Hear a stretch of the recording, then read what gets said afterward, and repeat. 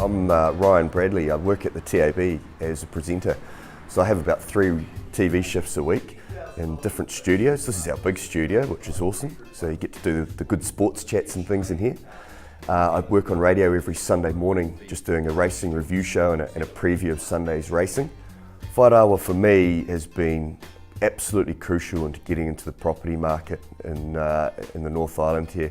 It's the first real thing that made me feel part of it. I was contributing to the iwi, but Ngāi Tahu is contributing to me. Dad was always keen to get involved in the iwi. Because we live so far away, he wanted us to still have a connection. And so anything that Ngāi Tahu would do or offer to join up, then he would always be keen for us to become involved and wants all the whānau to be involved and proud of where we come from.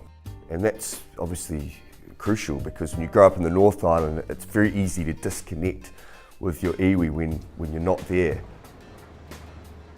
We bought a house in Hamilton and we were right at the edge of our limit, and I think I'd saved around $2,000 into my Whai Rawa account, and over the years with match savings and contributions from the iwi, it had got up to around $4,000. And we were right at the limit to buy that house in the auction room, and really we had no more, and it was that extra bit of Whai Rawa that really got us over the line.